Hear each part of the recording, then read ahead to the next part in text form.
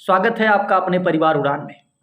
Dear friend, जैसा कि हमारे टीम के द्वारा लगातार Uttar Pradesh police 51,000 plus vacancy के लिए मुक टेस्ट कराया जा रहा है, जिसमें सारे प्रश्न जो लिए जा रहे हैं वो आपके 41,500 तथा 49,568 वैकेंसी पर आधारित प्रश्न लिए जाते हैं।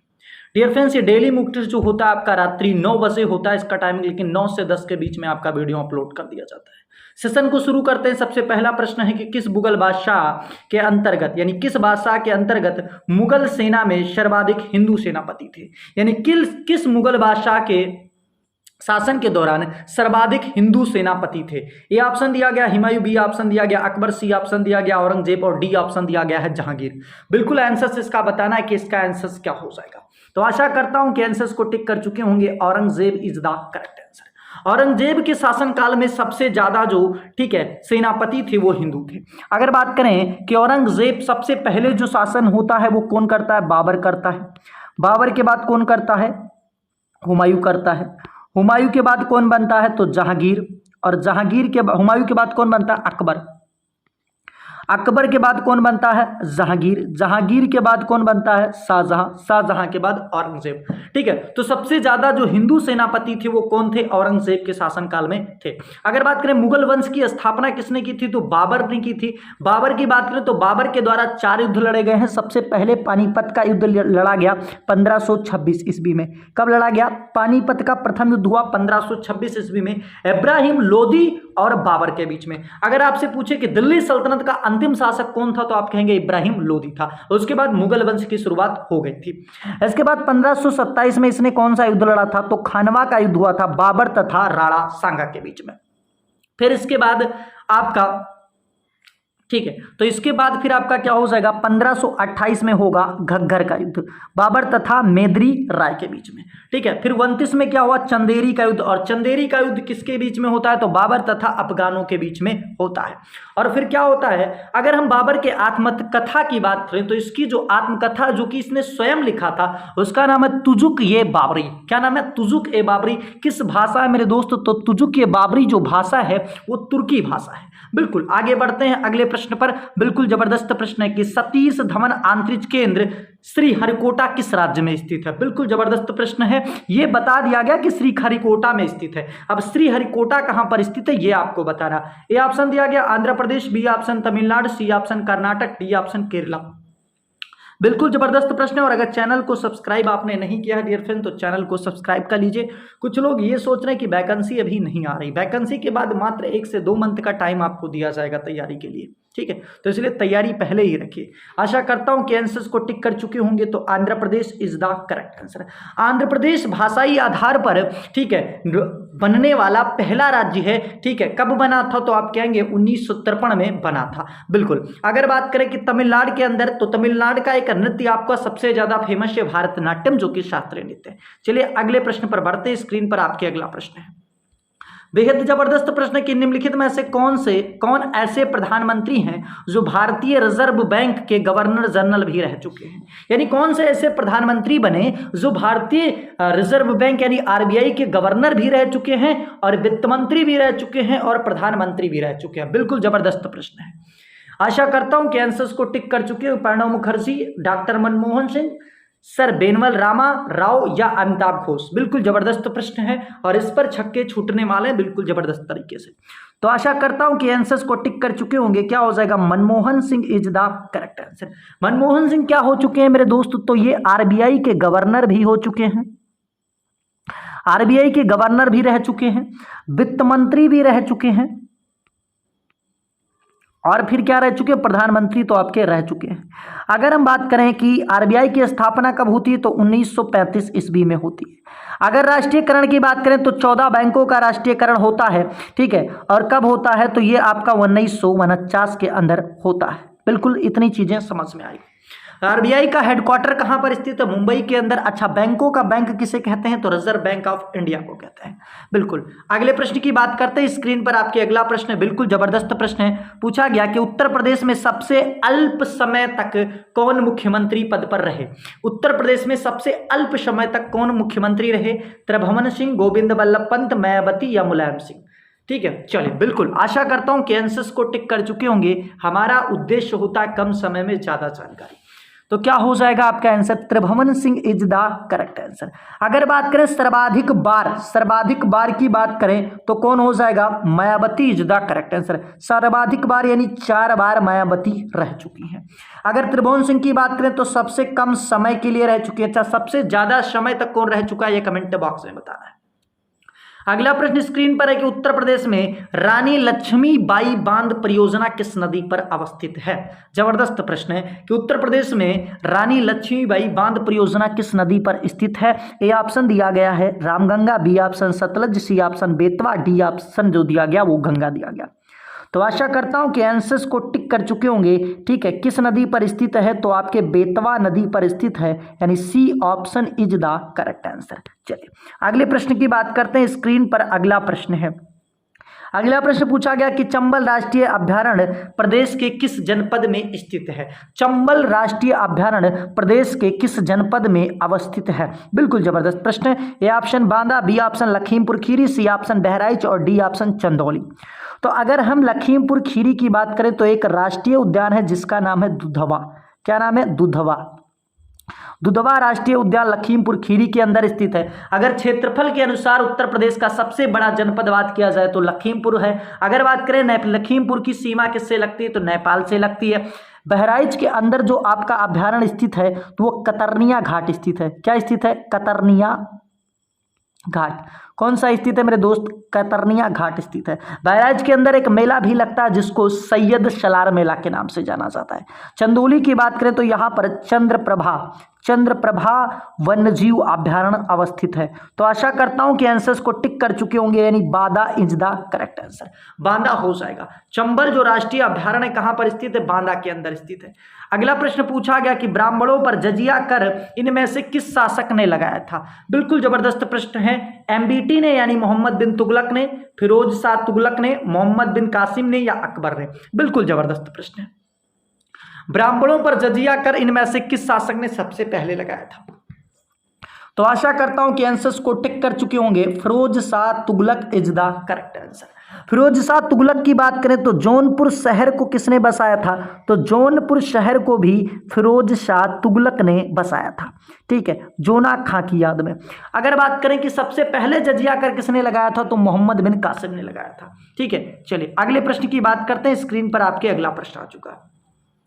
अगला प्रश्न पूछा गया कि कुरु महाजनपद की राजधानी इनमें से कौन सी है। बिल्कुल जबरदस्त प्रश्न है और आंसर्स बताना है कि कुरु महाजनपद की राजधानी इनमें से कौन सी है। तो आपको पता होगा कि उत्तर प्रदेश यानी 16 महाजनपद थे, जिसमें उत्तर प्रदेश के अंदर 8 महाजनपद अवस्थित हैं। कितने महाजनपद अवस्थित हैं, तो 8 महाजनपद अवस्थित हैं। तो इनमें से मेरे दोस्त आपको बताना है कि किसकी, क्या इसमें बताना है कि किसकी राजधानी, कुरु की राजधानी क्या हो जाएगी। तो कुरु की राजधानी हो जाएगी Indraprastha is the correct answer, यानी ए आंसर हो जाएगा। अच्छा, मथुरा किसकी हो जाएगी, तो आपको बताना है सूरसेन की। विराटनगर किसकी हो जाएगी, वैशाली किसकी होगी, ये सारे कमेंट बॉक्स में बताना है। अगला प्रश्न स्क्रीन पर है कि मौर्य वंश का अंतिम शासक कौन था। सारे प्रश्न आपके उत्तर प्रदेश पुलिस में पूछे जा चुके हैं। ए ऑप्शन दिया गया Chandragupta Maurya, B option Brihadratha, C option Ashok और डी ऑप्शन बिंदुसार। बिल्कुल जबरदस्त है। तो आशा करता हूं कि आंसर्स को टिक कर चुके होंगे। Brihadrath is the correct answer. अगर बात करें चंद्रगुप्त मौर्य ने मौर्य वंश की स्थापना की थी। मौर्य वंश का संस्थापक किसे माना जाता है, चंद्रगुप्त मौर्य को। अगर बात करें इनके गुरु का नाम क्या था, तो चाणक्य था, विष्णुगुप्त था या कौटिल्य था। चंद्रगुप्त मौर्य की बात करें तो जैन धर्म में एक विधि होती है जिसको कहते हैं संलेखना विधि।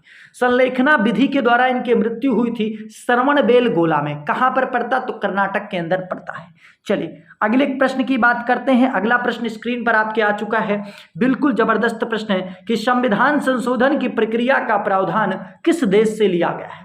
आपको पता होगा कि आपके देश का जो संविधान है वो क्या कहा जाता है, वो कॉपी और पेस्ट का संविधान कहा जाता है, या क्या कहा जाता है, भीख का संविधान भी कहा जाता है। बिल्कुल, तो ए ऑप्शन दक्षिण Africa, B option Germany, C option America और डी ऑप्शन ब्रिटेन।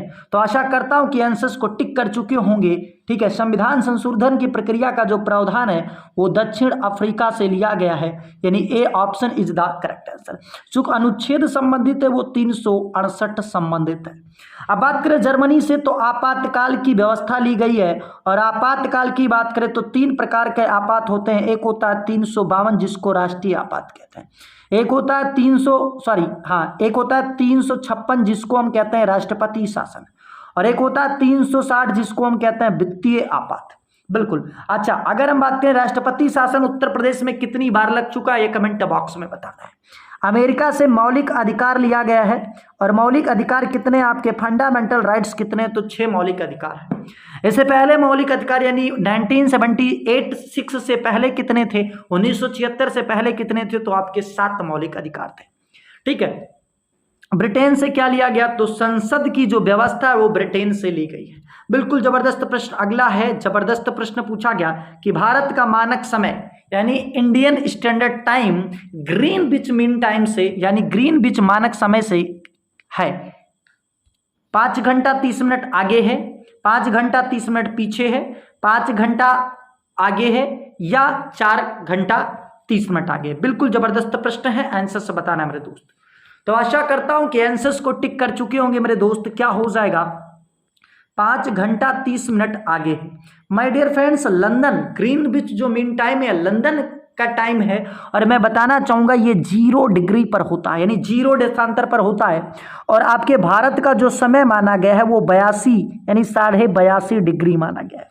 तो 82.5 को जब तुम करोगे किससे मेरे दोस्त, 4 से, क्योंकि एक अंश पे 4 मिनट टाइम बढ़ता है, तो जब तुम 82.5 को गुणा करोगे किससे, 4 से, तो आपका कितना आएगा, 5 घंटा 30 मिनट आ जाएगा। बिल्कुल, यानी पूरब की तरफ हम बढ़ते हैं तो क्या होता है, हमारा टाइम जो होता है वो आगे होता है ग्रीनविच मीन टाइम से, और अगर पश्चिम की तरफ बढ़ते हैं तो ग्रीनविच मीन टाइम से हमारा टाइम घटता है, बिल्कुल पीछे हो जाता है। बिल्कुल। अगला प्रश्न है, इनमें से कौन सा अनुच्छेद उच्चतम न्यायालय यानी सुप्रीम कोर्ट से संबंधित है। जबरदस्त प्रश्न है। अनुच्छेद 124, अनुच्छेद 214, अनुच्छेद 368, अनुच्छेद 352। बिल्कुल जबरदस्त प्रश्न है। तो ये आंसर्स तो आपका नहीं हो सकता क्योंकि इससे पहले मैंने बता चुके हैं, दोनों बता दिया, 368 भी बताया और 352 भी बताया। तो आशा करता हूं कि आंसर्स को टिक कर चुके होंगे। अनुच्छेद 124 इज द करेक्ट आंसर। अगर हम बात करें अनुच्छेद 214 की, तो इसमें उच्च न्यायालय के प्रावधान के बारे में बताया गया है, यानी हाई कोर्ट के बारे में बताया गया दोस्त। चलिए अगले प्रश्न की बात करते हैं। वर्तमान समय में सुप्रीम कोर्ट के मुख्य न्यायाधीश कौन है, ये कमेंट बॉक्स में बताना है। अगला प्रश्न पूछा गया कि प्रसिद्ध आनंद भवन प्रदेश के किस जनपद में स्थित है। A option Allahabad, B option Varanasi, C option Mathura, D option Ayodhya. तो आशा करता हूं कि आंसर्स को टिक कर चुके होंगे। Allahabad is the correct answer. अगले प्रश्न की तरफ बढ़ते हैं। अगला प्रश्न पूछा गया कि भारत की स्थलीय सीमा कितनी है, 15,200 किलोमीटर, 15,300 किलोमीटर, 7,516 किलोमीटर या 7,600 किलोमीटर। बिल्कुल जबरदस्त प्रश्न है। तो आशा करता हूं कि आंसर्स को टिक कर चुके होंगे मेरे दोस्त। क्या हो जाएगा आपका आंसर्स, ठीक है, 15,200 kilometre is the correct answer. My dear friends, अगर बात करें कि जलीय सीमा कितनी लगती है, तो 7,516 किलोमीटर लगती है। ठीक है, अगर बात करें कि सर्वाधिक तटीय सीमा किससे लगती है, तो गुजरात से लगती है। कितने राज्यों की लगती है, तो आप कहेंगे 9 राज्य से लगती है। गुजरात से लगती है, महाराष्ट्र से लगती है, गोवा से लगती है, कर्नाटका से लगती है, केरला से लगती है, पश्चिम बंगाल से लगती है, उड़ीसा से लगती है, तमिलनाडु से लगती है। ठीक है, और आंध्र प्रदेश सबसे ज्यादा। अगर पूर्वी सीमा की बात करें तो आंध्र प्रदेश से। अगला प्रश्न बिल्कुल जबरदस्त है कि 3 ग्रैमी पुरस्कार जीतने वाले एकमात्र भारतीय संगीतकार कौन से हैं। तो ये संगीतकार को ही दिया जाता है स्पेशली। तो 3 ग्रैमी पुरस्कार जीतने वाले, ठीक है, एकमात्र भारतीय संगीतकार, पंडित रविशंकर, रिक्की केज, AR रहमान या आशा भोसले। बिल्कुल जबरदस्त प्रश्न है और आंसर्स बताना है। तो इसको कमेंट बॉक्स में बताना है कि इसका आंसर्स क्या हो जाएगा मेरे दोस्त। बिल्कुल आशा करता हूं कि आंसर्स का कमेंट बॉक्स में बताना है, चाहे जहां से बताइए। अगला प्रश्न स्क्रीन पर पूछा गया कि उत्तर प्रदेश का सर्वाधिक क्षेत्रफल वाला जनपद इसमें से कौन सा है। सर्वाधिक क्षेत्रफल वाला, ठीक है, बिल्कुल। तो आशा करता हूं कि आंसर्स को टिक कर चुके होंगे। Lakhimpur Kheri is the correct answer. अच्छा, तीसरा सर्वाधिक क्षेत्रफल वाला अगर बात करें तो सबसे ज्यादा लखीमपुर खीरी का, उसके बाद किसका हो जाएगा, लखीमपुर खीरी के बाद सोनभद्र का हो जाएगा। किसका सबसे ज्यादा, लखीमपुर का, फिर सोनभद्र का, फिर आपका किसका हो जाएगा, हरदोई का हो जाएगा। यानी सबसे ज्यादा लखीमपुर, फिर सोनभद्र, फिर हरदोई। सबसे कम किसका हो जाएगा, हापुड़ का हो जाएगा। अगले प्रश्न की तरफ बढ़ते हैं। अगला प्रश्न स्क्रीन पर है कि शिव समुद्रम जलप्रपात किस नदी पर अवस्थित है। ए ऑप्शन शरावती नदी कर्नाटक, बी ऑप्शन दिया गया नर्मदा नदी मध्य प्रदेश, और सी ऑप्शन दिया गया चंबल नदी राजस्थान, डी ऑप्शन गंगा नदी उत्तराखंड। बिल्कुल जबरदस्त प्रश्न है। आशा करता हूं कि आंसर्स को मेरे दोस्त टिक कर चुके होंगे। तो आंसर्स हो जाएगा शरावती नदी इज द करेक्ट आंसर। और शरावती नदी कहां पर स्थित है, कर्नाटक के अंदर। अगर नर्मदा नदी की बात करें तो नर्मदा नदी को मध्य प्रदेश की जीवन रेखा कहा जाता है। नर्मदा नदी पर कौन सा जलप्रपात स्थित है, तो आप कहेंगे कि नर्मदा नदी पर धुआंधार जलप्रपात स्थित है। धुआंधार जलप्रपात अवस्थित है। चलिए अगले प्रश्न की तरफ बढ़ते हैं। स्क्रीन पर आपका अगला प्रश्न है। अगला प्रश्न पूछा गया कि महासागर में डूबी हुई वस्तुओं की स्थिति जानने के लिए इनमें से किसका प्रयोग किया जाता है। महासागर में डूबी हुई वस्तुओं की स्थिति जानने के लिए इनमें से किसका प्रयोग किया जाता, सोनार का, राडार का, इनमें से कोई नहीं, या माइक्रो रेंज का। बिल्कुल जबरदस्त प्रश्न है और आंसर से बताना है कि महासागर में डूबी हुई वस्तुओं का पता लगाने के लिए किसका प्रयोग किया जाता है। तो आपका आंसर ठीक हो चुका होगा, सोनार इज द करेक्ट आंसर। चलिए, सोनार किस पर काम करता है ये बताना है आपको, ठीक है। अश्रव्य तरंगों पर या प्राश्रव्य तरंगों पर या श्रव्य तरंगों पर। बिल्कुल। अगले प्रश्न की बात करते हैं। अगला प्रश्न पूछा गया कि इनमें से कौन सा धामन सोडा का रासायनिक नाम होगा। धामन सोडा का रासायनिक नाम बताना है, calcium hydroxide, sodium carbonate, sodium bicarbonate, या सोडियम क्लोराइड। बिल्कुल जबरदस्त प्रश्न है और आंसर से बताना है दोस्त, इनमें से कौन सा धामन सोडा का रासायनिक नाम हो जाएगा। तो ये पेपर में आएगा और कंफ्यूजन ऐसे ही बना रहेगा जैसे आज मुफ्त टेस्ट में बना है। चलिए, तो आशा करता हूं कि आंसर्स को टिक कर चुके होंगे। Sodium carbonate is the correct answer. Sodium carbonate का सूत्र क्या होगा, तो Na2CO3 हो जाएगा। सोडियम बाइकार्बोनेट का क्या हो जाएगा ये बताना है। चलिए, कैल्शियम हाइड्रोक्साइड किसका सूत्र होता है, तो भाई बिना बुझा हुआ चूना का या बुझा हुआ, तो बुझा हुआ चूना का सूत्र होता है कैल्शियम हाइड्रोक्साइड, ठीक है। और अगर बिना बुझा हुआ चूना का बात करें तो कैल्शियम ऑक्साइड हो जाएगा। अगला प्रश्न पूछा गया, इनमें से कौन सा अंगूर की खेती से संबंधित है। A option sericulture, B option viticulture, C option horticulture, और इनमें से कोई नहीं। आशा करता हूं कि आंसर्स को टिक कर चुके होंगे। तो आंसर क्या हो जाएगा मेरे दोस्त, viticulture is the correct answer. Sericulture की बात करें तो रेशम कीट पालन के अध्ययन को सेरीकल्चर कहते हैं। अगला प्रश्न पूछा गया कि इनमें से किसे पर्यावरण का मैग्ना कार्टा कहते हैं। इनमें से किसे पर्यावरण का मैग्ना कार्टा कहते हैं। मॉन्ट्रियल प्रोटोकॉल कनाडा को, स्टॉकहोम सम्मेलन स्वीडन को, रियो सम्मेलन ब्राजील को, या इनमें से कोई नहीं। तो आशा करता हूं कि आंसर्स को टिक कर चुके होंगे मेरे दोस्त। चलिए, तो आंसर हो जाएगा स्टॉकहोम सम्मेलन स्वीडन को कहा जाता है, ठीक है, पर्यावरण का मैग्ना कार्टा। पर्यावरण दिवस कब मनाया जाता, तो 5 जून को मनाया जाता है। डेली मुफ्त टेस्ट देने के लिए चैनल को आप सब्सक्राइब कर लीजिए। हमारा उद्देश्य कम समय में ज्यादा जानकारी। उत्तर प्रदेश की पूरब से पश्चिम की लंबाई कितनी है, 650 किलोमीटर, 240 किलोमीटर, 670 किलोमीटर, या 665 किलोमीटर। आंसर्स बताना क्या हो जाएगा दोस्त। चलिए, तो आंसर हो जाएगा 650 इज द करेक्ट आंसर। 240 जो हो जाएगी ये उत्तर से दक्षिण की लंबाई हो जाएगी। अगला प्रश्न पूछा गया, Steel Authority of India Limited की पहली महिला अध्यक्ष इनमें से कौन सी है। Steel Authority of India Limited की पहली महिला अध्यक्ष कौन है। A option Soma Mandal, B option Madhabi Puri Buch, C option Rita Faria, और डी ऑप्शन जो दिया गया वो सुष्मिता सेन दिया गया है। चलिए, आंसर्स बताना कि सर आंसर इसका क्या हो जाएगा दोस्त। टोटल 25 क्वेश्चंस लिए जाते हैं और प्रश्न बताना है आपको कि कितने आपके सही गए। तो आशा करता हूं कि आंसर्स को टिक कर चुके होंगे। सोमा मंडल इज द करेक्ट आंसर। अगर हम मधुबीपुरी बुच की बात करें तो सेबी की पहली महिला अध्यक्ष बनने वाली हैं, ठीक है, बनी है जो, वो आपकी मधुबीपुरी बुच है। अगर बात करें पहली मिस वर्ल्ड कौन थी, तो रीता फारिया थी। अगर बात करें पहली मिस यूनिवर्स कौन थी भारत की, तो वो आपकी सुष्मिता सेन थी। अगला प्रश्न पूछा गया, बेटी बचाओ बेटी पढ़ाओ योजना का प्रारंभ कहां से हुआ था? बलिया उत्तर प्रदेश से, पानीपत हरियाणा से, तमिलनाडु से, या इनमें से कोई नहीं? तो आंसर्स को टिक करना, आशा करता हूं कि आंसर्स को टिक कर चुके होंगे मेरे दोस्त। तो क्या हो जाएगा? Panipat Haryana is the correct answer. क्यों? क्योंकि सबसे कम लिंगा अनुपात कहां का था? हरियाणा का था। अगर बलिया से बात करें तो उज्ज्वला योजना का प्रारंभ बलिया से किया गया था।